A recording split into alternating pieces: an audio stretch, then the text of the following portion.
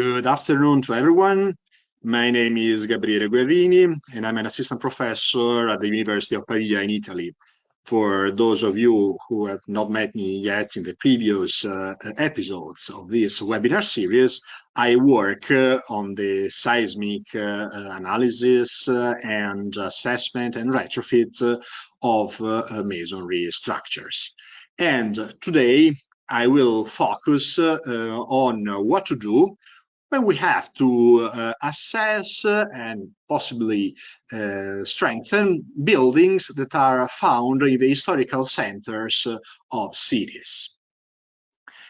If you have followed the previous webinars of this series, probably you've already seen this slide. This is basically a summary of the framework that we find in the Eurocode 8 Part 3 for the assessment and retrofit of existing buildings. Now, today's talk will basically touch a little bit all of these points, starting from the knowledge of the building that we have to consider, going all the way through the local and global analysis, and finally to the some hints about the design of retrofit interventions. So, when we talk about historical centers, we have to consider the fact that most likely, at least in European city centers, buildings will be clustered in what we call the aggregates. This is very typical of our cities, of our historical cities in Italy as well as in other parts of Europe, but also in smaller towns, for example, on little villages on the hills and mountains. In all these cases, what we see is that our buildings are connected together. So they're not isolated from each other, but they share walls, or they are built against each other. And most likely, we may expect them to interact as they respond to seismic excitation. Now, the plan configuration of our historical centers and of our aggregates can be quite articulated, quite complex. So we go from line aggregates all the way to complex situations like these ones, where we have a number of internal courtyards between the buildings that form our aggregates. And of course, this complicates the entire process, starting from the knowledge of the building, its geometry and characteristics, all the way to the assessment and design of interventions. Things that complicate furthermore the situation are the different heights of adjacent buildings, different number of stories, the effect of the site morphology, especially on hills and mountains, where slopes, of course, force buildings to be built on different altitudes. And we have also to consider the fact that these building aggregates were not built all at once, but they are the result of a process that may have taken centuries to complete.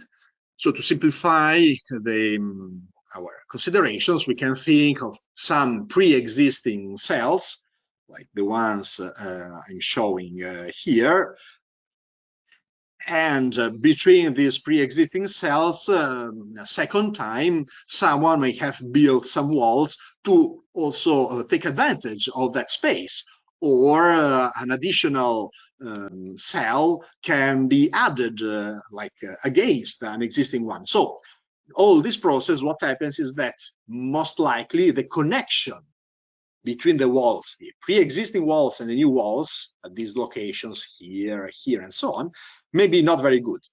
We may have poor connections here that results in possible separation between these walls, even though it's not always the case, because sometimes we may have good connections, like in this case, with stones that are intersecting the interface. But you can see, like these examples, really poor connections. We can really understand where the pre-existing building or cell was finishing and where the new one is starting. You can definitely see the vertical joints here, also here, even though we have some plaster that has cracked afterwards. So in all these cases, we can definitely see that our joints are poorly connected. We may also instead have cases where this connection has been thought about. And so look at this building. You see this protruding stones. These were left there in case someone else or even the same owner had to add some additional room to its building, or an adjacent building had to be built. You see, these stones are ready to connect with a new wall built against the existing one. And here you can see the result. You see this stone here, this stone there, this other stone here. They're all crossing this vertical joint, providing connection between the two adjacent buildings. Furthermore, the situation can be complicated by the fact that the process is not that easy. So it may be quite spontaneous. Over the past centuries, there were no strict regulations in many cases. So there was no control on how, when, where these additional cells were built against the existing one. The process was quite really untidy. Moreover, over time, originally independent cells like these two may have been combined together, like in a new building with a fusion process over time. Or, because of different reasons, some of the buildings might have been replaced with new construction. This is the case in historical centers, for example, that were bombed during World War II in Italy. We often find the situation of new modern buildings from the late 40s, 50s, and 60s, built replacing older structures that were damaged or almost completely demolished. And finally, we may also see the situations where the owner of a specific building within the aggregate may have added floors to its structure. And this addition may be small, like in this case, where access to a roof terrace was created with these extensions. But we may have also other situations where almost the entire surface was added a floor, even though with misalignment between the walls here at the facade of the building.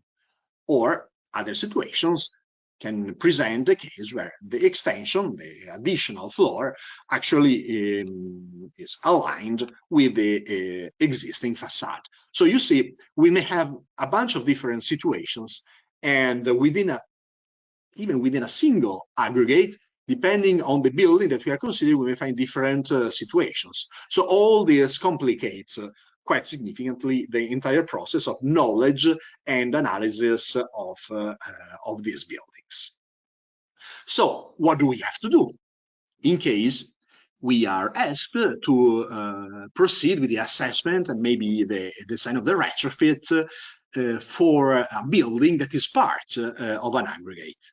Well, first of all, we need to consider what the Eurocode asks us Annex C for masonry structures. And in particular, we can see that there are some aspects that are particularly relevant for aggregates. For example, how masonry elements are connected with each other, and if there is continuity or not in the load path through these connections, through these joints.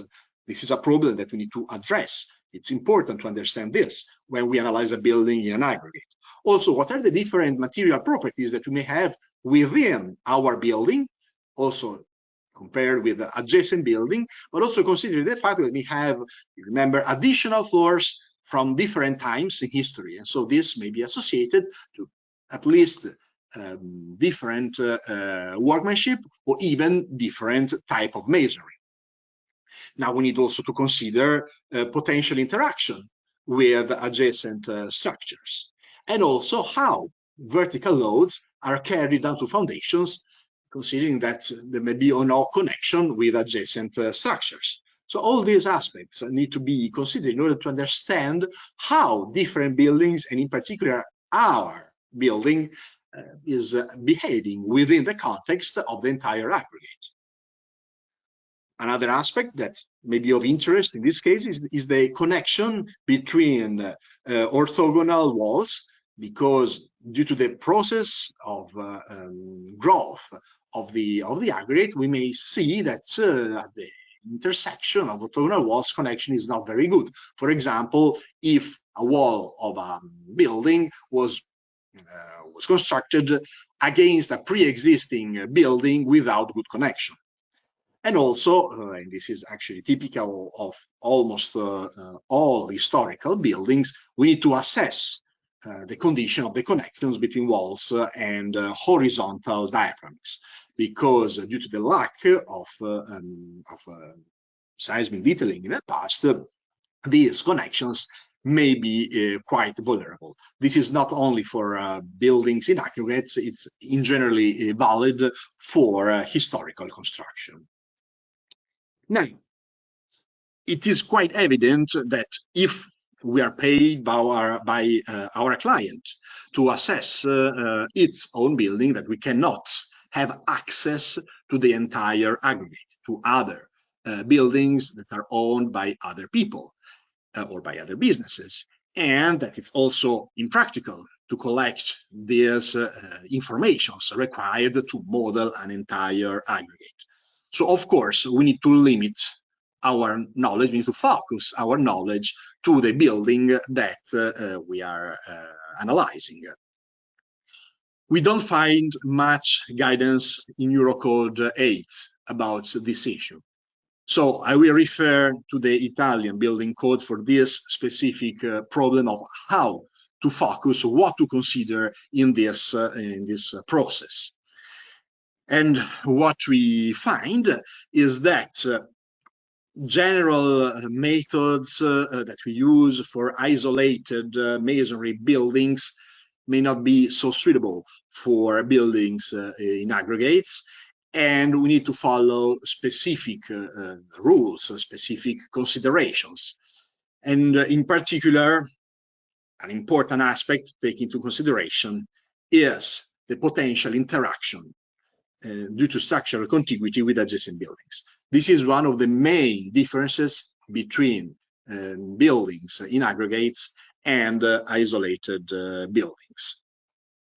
So what we typically do is to identify a so-called structural unit, which is the one that we need to analyze and assess and probably strengthen.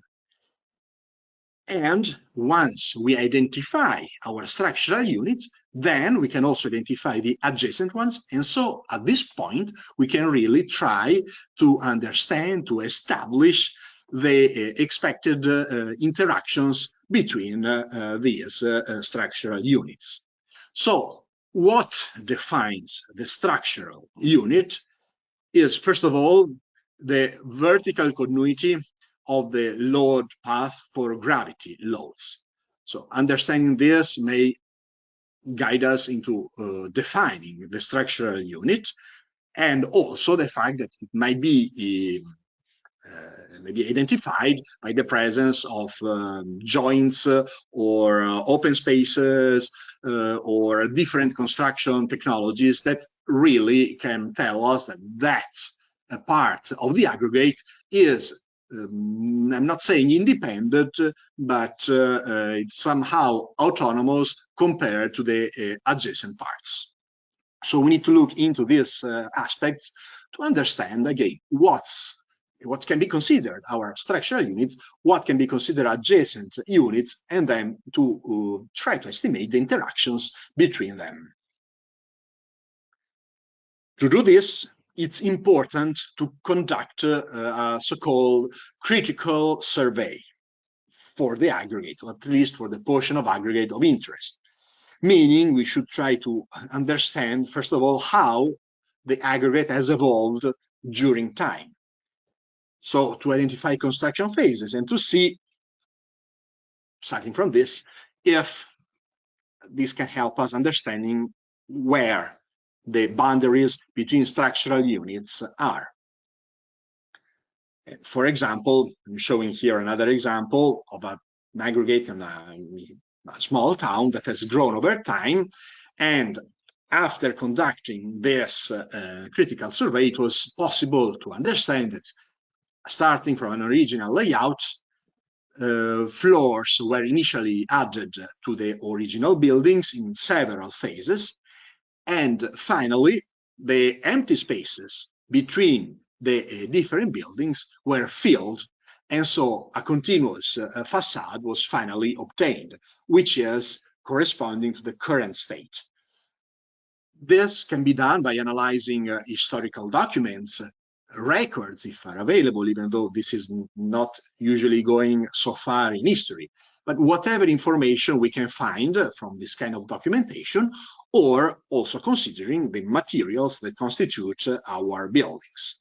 And so we can identify materials, structural details from different parts of the aggregates, and also for different parts of a structural unit in order to identify different type of masonry and floor diaphragms, which also can help us understanding what interactions we can expect among different units. And also within an individual structural unit, we may also be able to identify different materials that again are related to different phases of expansion of the building that we are considering. So you can see that this knowledge phase is quite delicate, can be quite difficult sometimes, but it is very important so to understand again what can be considered an independent, or if it's not independent because it interacts with other units, at least an autonomous structural unit. And starting from this can help us understanding also what interactions we can expect from the adjacent buildings. Now, how do these building aggregates perform in earthquakes? What information can we obtain from past events? Well, as we see from even recent or past earthquakes dating back even to the late 1800s, we can see that building aggregates in historical centers can be affected by significant damage. Damage that can be associated with the typical construction details of historical masonry buildings without good connections between floor, roofs, and walls. But also can be considered a result of interactions between adjacent buildings, like what we see, for example, in this case. This is from very recent earthquake in Italy in 2016 and 17 in central Italy. And again, we can see that our building aggregates can develop both out-of-plane overturning mechanisms, as the ones that you see here at the top of the slide, but also we can see that interaction between adjacent buildings can result in peculiar in-plane response due to, for example, pounding effects here at this location. So this is confirmed over time that we have interactions between adjacent buildings, and these interactions can be responsible of specific damage patterns.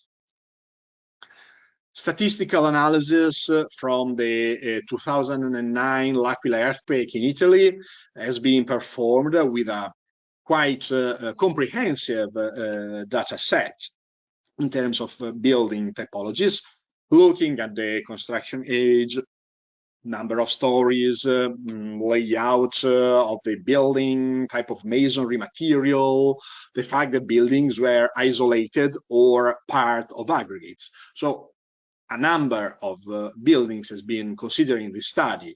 We talk about thousands of buildings, like 26,000 and more buildings. So it's quite a comprehensive database. And we can analyze this data in terms of fragility curves. What is a fragility curve? Well, it's what we see here. It's a relationship between a probability of failure on the vertical axis and an intensity measure, in this case, the peak ground acceleration, for different limit states. The green curve here is for like operational limit state. The red curve is for collapse.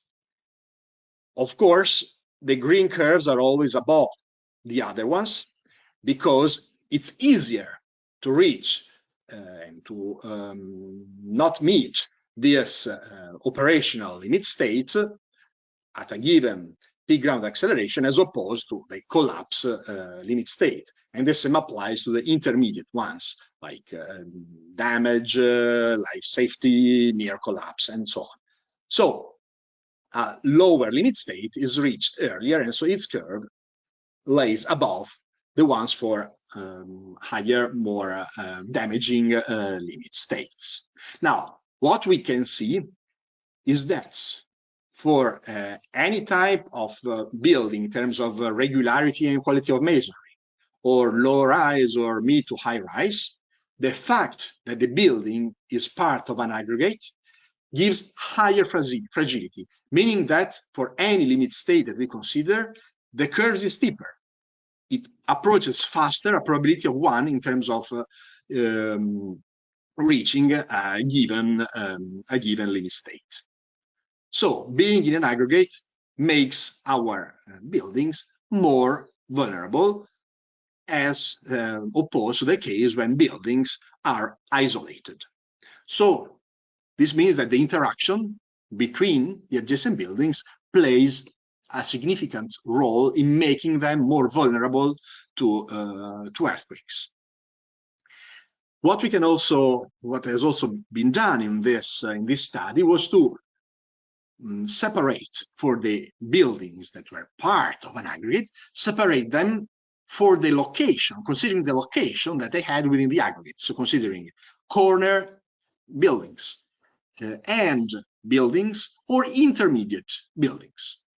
And we can see that the situation is almost independent of the location within the aggregate. So we can see a difference between being in an aggregate and being isolated. Again, being in an aggregate gives steeper curves, meaning more vulnerable building, violating a certain limit state for a smaller PGA. But the location within the aggregate doesn't make a significant difference.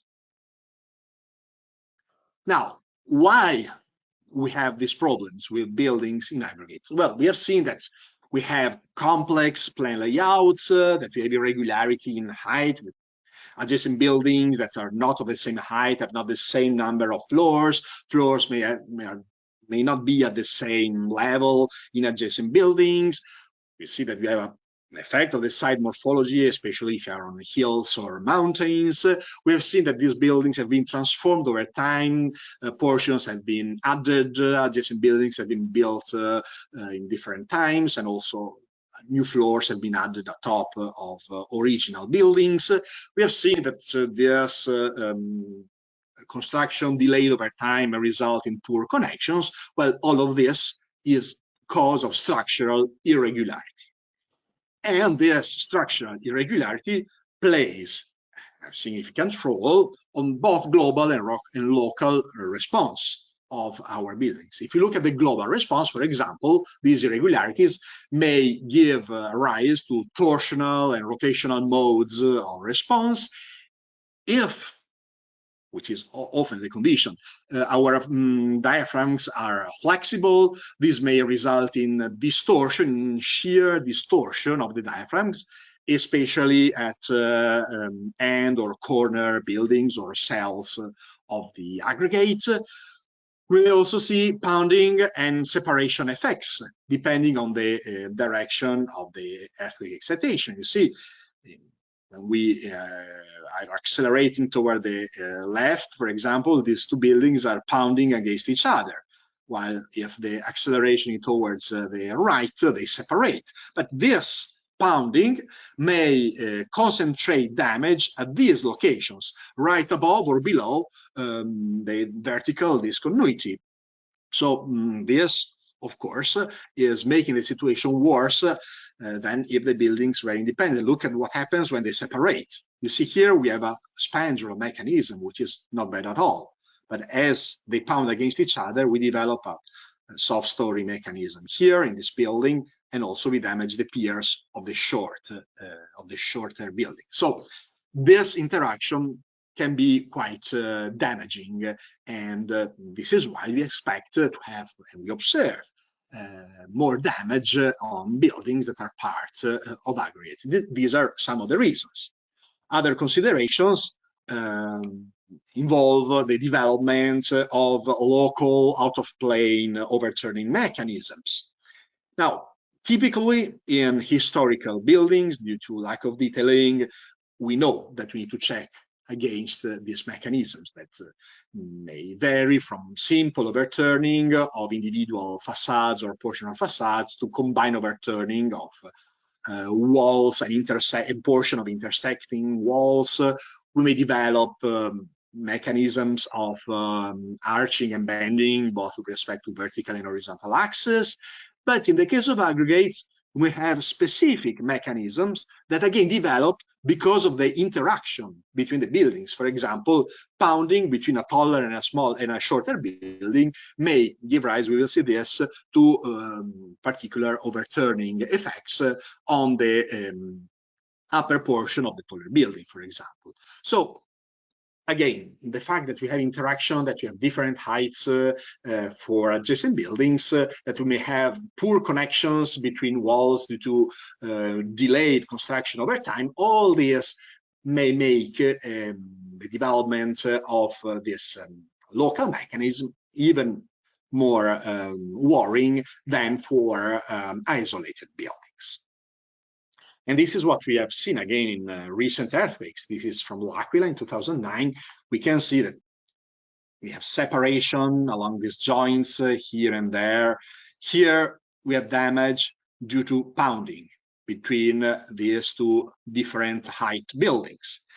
Look at this facade. Here it's separated, and you see this portion of the wall is trying to overturn out of plane. Probably the intersecting wall here was well connected to this part of the facade, the original building. Maybe this one was added afterwards and not well connected at all, so it overturned. Look here again, another effect of pounding.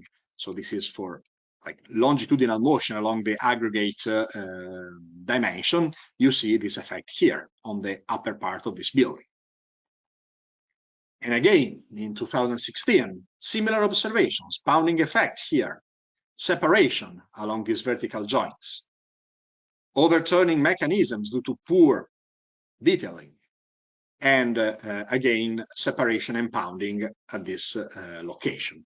So we really need to be careful, and we need to consider with attention these interactions between adjacent units, adjacent buildings, even though our attention will be focused on the units that our client owns. Now, this is a particular consideration, a particular example from the 2012 Emilia earthquake. That earthquake sequence was characterized by two main shocks at about 1 week of distance from each other. In the first shock, look at this end unit started separating from this one. You can definitely see how the connection was realized here with very few locations and very poor in terms of ability of keeping the two units connected with each other. After the second shock, this portion of this unit completely collapsed. It separated from this one. Probably the floors lost support, and you can see the collapse of this unit.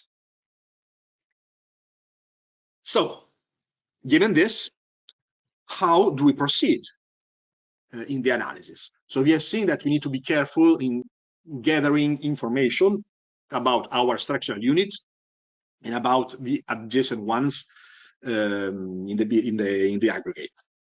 Now, how do we proceed with modeling and analyzing for a global response our building? Well,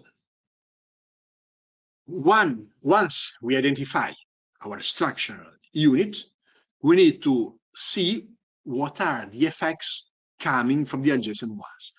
This is the main difference, because one may be tempted to analyze the structural unit independently from any interaction with the adjacent ones.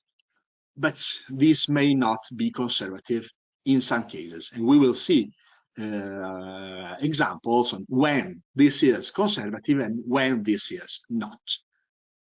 What are the interactions that we need to take into account? Well, first of all, we have thrusts that come from the adjacent units.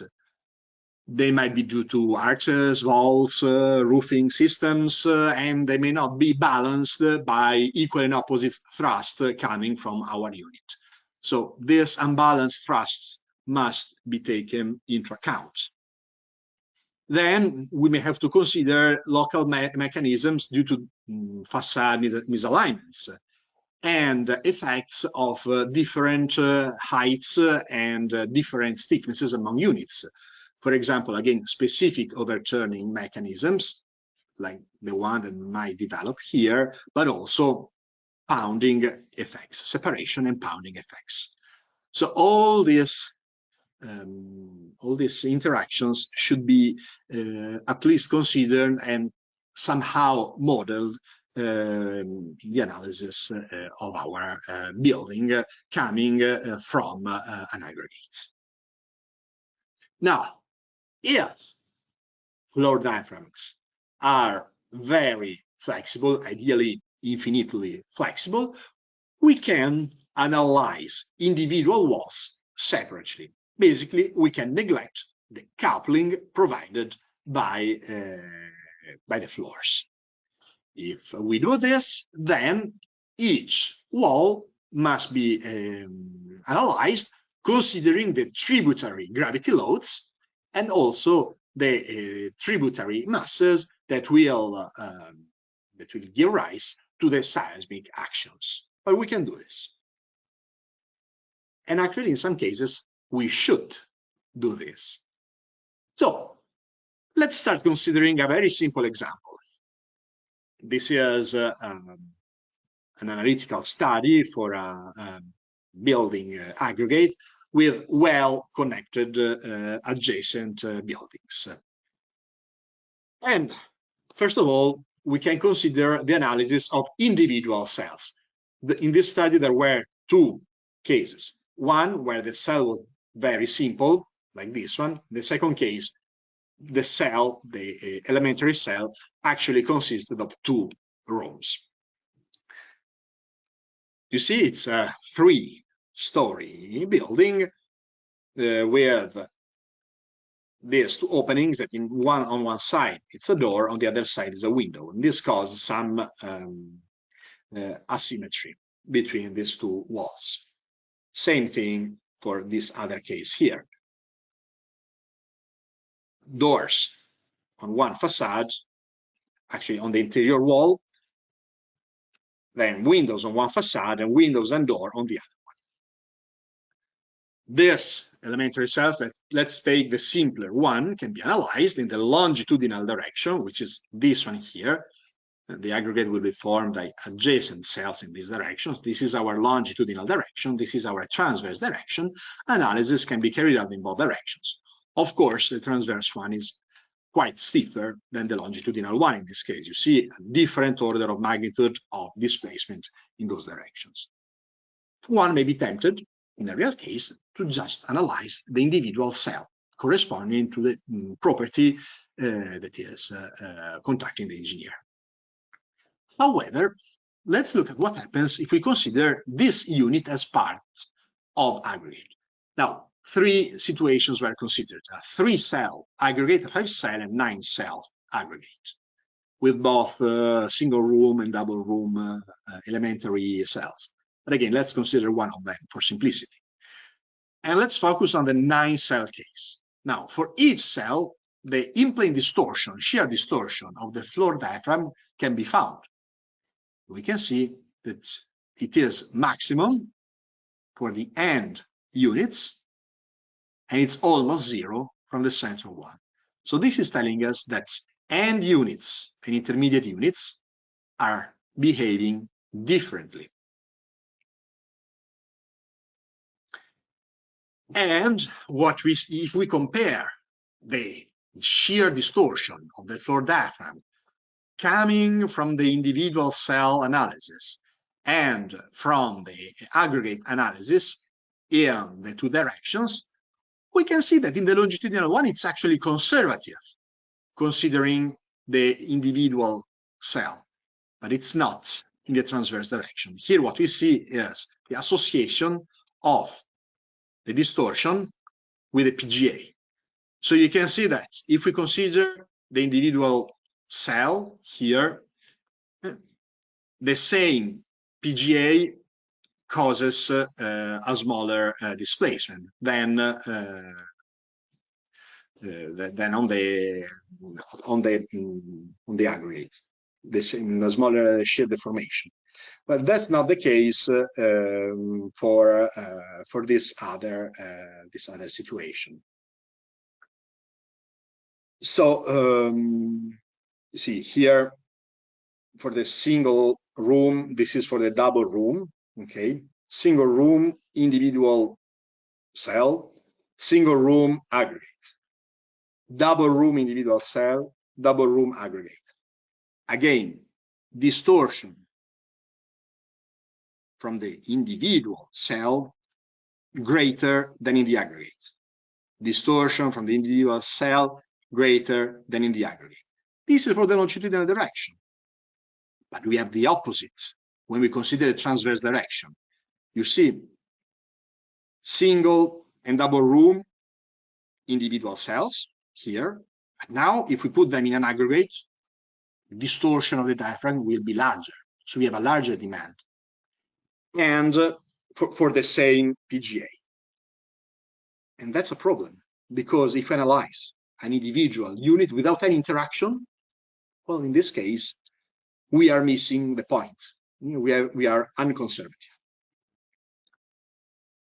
Now, in this case of a well-connected aggregate, there is an easy fix for this problem, because it comes from the fact that interior walls have larger tributary masses than end walls. So what we can do is just analyzing individually the interior and the exterior wall, as the floor diaphragms are very flexible, so we can do this independent analysis of the two walls, and then we will find the responses for the two of them, and then since we have differential displacement, we can find the distortion of the diaphragms, just putting together the results. And if we do this in the transverse direction, we obtain, these results here from this so-called effective cell. And they compare very well with the results that we obtain on the 9-cell aggregate. Maximum distortion, of course, is for the end unit, where we have an exterior wall and an interior wall. You see very, very similar results. So actually, by doing this, we can solve this problem. Again, in this case, the interaction is in terms of tributary mass and tributary loads on the interior walls, because they're resisting also the inertia and the weight of the adjacent unit. And if we don't think about this, we just extract our unit without considering what comes from the adjacent one, we make a mistake. But we can solve it this way. Now, in this specific case, there were no problems in the longitudinal direction, because let's go back. You see, we have good connections. So when we put together two adjacent units, we end up with a very large pier here, here, and there.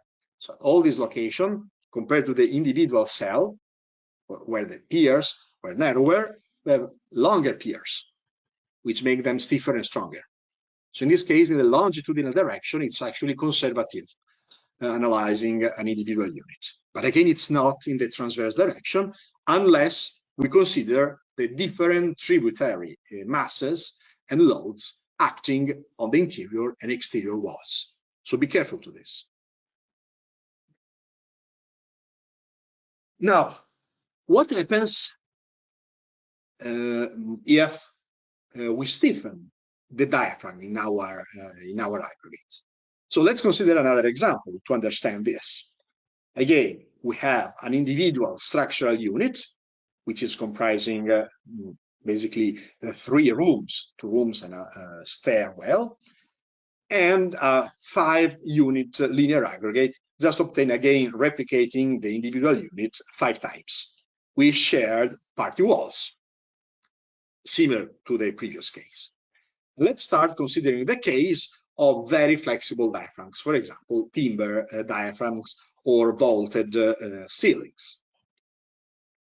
Now, if we do this with flexible diaphragms in the original configuration, the individual unit will deform like this. We have differential deformations between the end walls and the interior walls of the unit, of course, because of the presence of openings here, and also different tributary loads. If we stiffen the diaphragm, for example, by adding a concrete overlay, then all walls will be forced to move almost by the same amount. And so the deflected shape of the diaphragm will be this one. It will not deform, it will just move as a rigid body in its plane. This is for the individual cells. Let's look now at the entire aggregate. So, what we see is that the end walls remain nearly undeformed. This is the result, for example, of a pushover analysis. See, end walls, green, almost undeformed. You can see it also here in the diaphragm deflected shape. While all interior walls are basically displacing, you see, like similar amounts, meaning that the interior diaphragm, the interior cell diaphragms will almost remain undeflected, like this one. Most of the distortion will concentrate at this location. This is the same as we saw before. So this is where we have problem. For the same reason that we already discussed. This wall has a smaller tributary mass than the interior ones, so it will deform less. And all the difference, or most of the difference, will be accommodated by distortion of these two diaphragm panels. Well, one may be tempted then to strengthen only the end diaphragms. And this may be a problem, we will see it. Because if we stiffen the entire aggregate, you see, we move from a flexible situation like this one to a completely rigid situation like this one. The whole building, the whole aggregate is moving together. We may have also intermediate situations, but the effect is basically to mitigate the distortion here and there, just reducing the overall differential displacements. But if we strengthen only the units where we were having problems, this is what happens. We are just shifting that deformation from the end unit to the adjacent one. Now this one is stiff. You see the diaphragm is almost not deforming. Now we are just moving the problem. We are not solving it. So we need to be very careful when we design our strengthening interventions, because we may solve the problem for our client if he or she is the owner of this unit, but we may worsen the situation for our neighbor, or the other way around. Our neighbor may have strengthened and stiffened the diaphragms of its building. This may cause problems, additional problems for our building. So be careful to that. These are things that should be considered. Of course, it's not always possible to know if someone in the past has done an intervention on the floors of an adjacent building. But unfortunately, this information could be quite important if we are the owner of the second one. It would be quite important to understand if our neighbor has changed the stiffness of its diaphragms. Now, finally, how to model the interaction between adjacent units, not only in terms of tributary masses. Say, if we can expect separation between the units. Well, we know that it's impractical to model the entire aggregate, and so we need to resort to modeling only our structural units. And we need to somehow take into account these interactions that we have been talking about. So how can we do this? Because we will have information about, say, this portion of the aggregate, the one that we are going to assess and probably strengthen, this one here in plan view. We may not know much about the rest of the building. And there might be interaction over here. So how can we address this problem? Well, again, two roles. One, just ignore an interaction. But we said this might not be safe. Interactions can play a significant role. We saw this already in the previous examples. So if we don't have enough information about the adjacent unit, we can try to apply some simplifications. For example, we can introduce some equivalent restraint to our unit, like modeling, for example, with truss elements, the stiffness and the strength of the adjacent unit that is interacting with ours. And this can be done again with truss elements, with stiffness and strength representative of what we expect just from observation, sometimes geometrical observation from outside of the adjacent portion. Now, if we expect separation because of poor connections, these elements can be no tension elements, so reacting only in compression when the two units are pushing against each other, or if by inspecting the connection we see that there is good interlock, we may also model some tensile strength based on what we expect for our masonry. So this is a possible, say, compromise between just going from the maybe a conservative solution of ignoring the interaction and modeling the entire aggregate for which we don't have information and access. And it's important to do so because look at what happened if we model the interaction like that, with no tension trusses in this case, so reacting only in compression. When we consider the direction perpendicular to the joint, this is the joint. So we are moving perpendicularly to the joint. Away from the joint, there is basically no difference. There is no influence by this model. But when we push against each other, you see here we have a restraint, but the restraint is not affecting the entire facade, only this portion. And this will result in torsional effects on this unit that we would not capture with this amount if we ignore the interference, the interaction. We would obtain something similar to this also in the opposite verse. While in the direction parallel or nearly parallel to the joint, again, we have no influence by this model as expected. So it's important to consider this, even with a simplified model. But at least this gives us information about what we may expect. In this case, torsional effects, for example. It's really important to do this.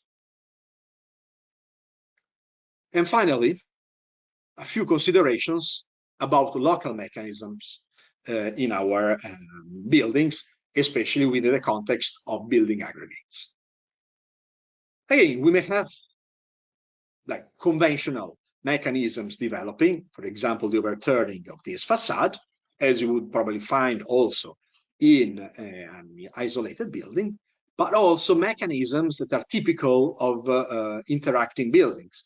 For example, say overturning of portions like these ones that are above the adjacent unit, or these ones here that we see we have partial restraint from adjacent units, and this may cause overturning of portions only of facades, or even pounding effect may exaggerate this type of response. Also, we may develop mechanisms due to subsequent vertical growth of the buildings, like in these cases, or misalignments of facades.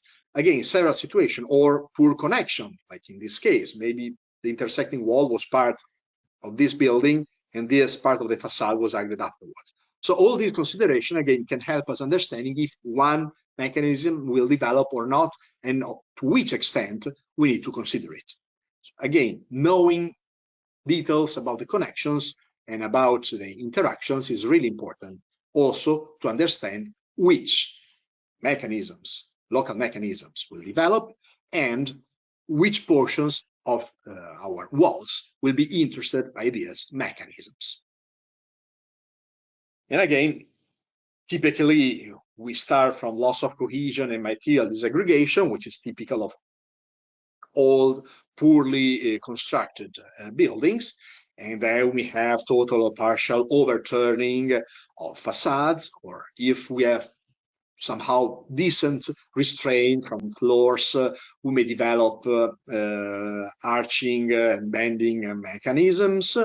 We need to take into account the adverse effects of thrust from walls, arches, inclined roof elements, and so on.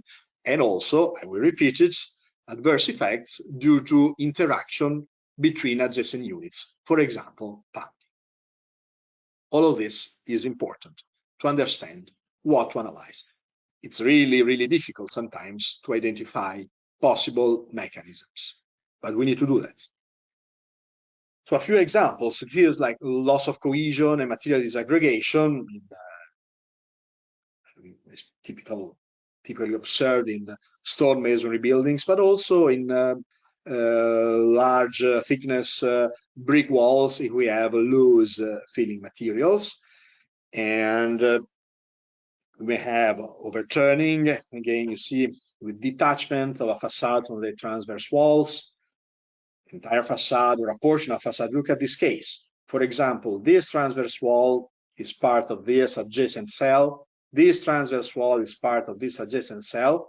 Our building, this one, might be built just with a wall poorly connected to the pre-existing ones, and it will overturn like this, for example. But these mechanisms can also be triggered by opening that are weakening the facade. So all these considerations, as usual, as I already said, need to be made by the engineer.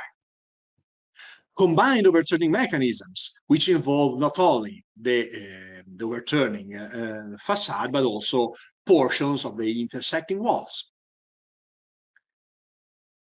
which may have different shapes and different configurations depending on the level of connection between intersecting walls, between walls and roof, walls and floor diaphragms, and so on and so forth. Again, in this case, look, what may happen if the connection fails at this location. We may lose all this portion of the facade. It's a complex geometry, but it may be worth it to analyze, even though it's not that immediate. Effect of misalignments on overturning mechanisms. Look at this case. If our facades are all aligned, you see, we excite the building, the aggregates in the longitudinal direction. Well, the inertias in this facade will somehow be resisted by the adjacent ones, and the load path will be something like this. And there will be no overturning in this direction. But if we have a misalignment, this portion may just move away and fall down. We may have overturning limited to this corner portion. So this is just because of a misalignment. And this is especially true when we have set against portions in our aggregates that may separate from the main structure and may again overturn and collapse. Horizontal and vertical arching mechanisms also need to be taken into account. Again, considerations should be given to connections with floors, roof systems, with adjacent buildings, with transverse walls, as said before. Now, effects due to pounding. So buildings hitting each other in the longitudinal direction of the aggregates. You see these effects here, cracking in this direction, in this wall, due to the interaction here, but we may also develop, you see, for this portion, an overturning mechanism just in the upper portion. And this might be made more vulnerable by the fact that pounding introduces higher accelerations at this location because of the impact. So we should be at least careful into analyzing this possible mechanism here. Then we have pounding mechanisms involving floor members, which may punch through supporting walls. We may have pounding from roof structures on longitudinal walls of the aggregate, on gables, on corners, and this may be made worse if there are unbalanced thrusts from just the static behavior of our roof systems, like with these inclined purlins that are missing a tie and so are pushing our walls outwards or our corners outwards. This may cause higher vulnerability. It adds to the dynamic effect of the seismic excitation. Finally, a few images from interventions that may be not so effective, or they may even make things worse. And this involves especially the replacement of roof and floor structures that were originally light, for example, timber systems, with concrete structures and concrete ring beams. They are characterized by high stiffness and high mass. This may result in large forces transferred to the masonry, and these forces may exceed either the frictional capacity at the interface, like in these cases, but we may see even worse situation. Look at this. Collapses caused by the interaction between this stiff concrete ring beam and the supporting masonry, which was not strong enough to resist those forces, and then collapsed under those excessive lateral forces. Look at this case. Now, the roof is still standing because of the stiffness and strength of the ring beams, but otherwise this would have collapsed. The masonry has totally collapsed here. Here, the same thing. So we need to be very, very careful. We should avoid, actually, adding mass and excessive stiffness in this way, because this has proved to be worsening situation. If we need to increase the stiffness of a timber floor, for example, we may add timber overlays, or even a lightweight concrete topping, but not replacing the entire timber floor with a heavy concrete concrete and hollow clay block structure. And we should avoid these stiff ring beams that are, again, destroying the masonry below. And another thing that we should avoid are this ring beam built like within the masonry thickness, especially if they are supported only on the interior leaf of the masonry. Because what happens when we build these members here, we need to remove part of the masonry. We are altering the flow of forces, or gravity forces. We are overstressing the outer leaf, and also we are making it prone to buckling. When we build the new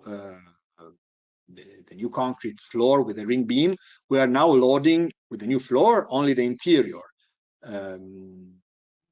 leaf, but whatever was deviated towards the outer leaf is not going back to the interior one, even if we close the gap here. So if we do this, we realize that once our floor moves because of the lateral forces, it's hitting, it's pounding against the outer leaf, which was already overloaded, and it will buckle outwards and it will collapse, like in this case. So we really, really need to avoid this kind of intervention.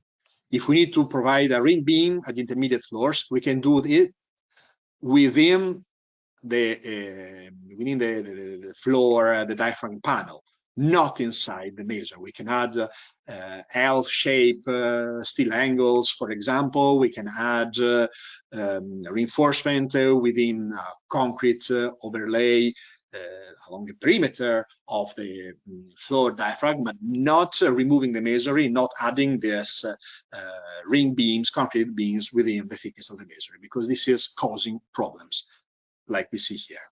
So we should be very, very careful when we do this. And this is not only valid for buildings in aggregate, but in general for historical buildings, where we need to stiffen and strengthen our diaphragms, but we need to do it with care. So both choosing the type of intervention and also choosing the location. Remember what I showed you before. If we stiffen a unit, we may cause problems to the adjacent one, or the other way around. If someone has stiffened an adjacent unit, it may cause increased vulnerability to the unit that we are assessing. So be careful. And with this, I have concluded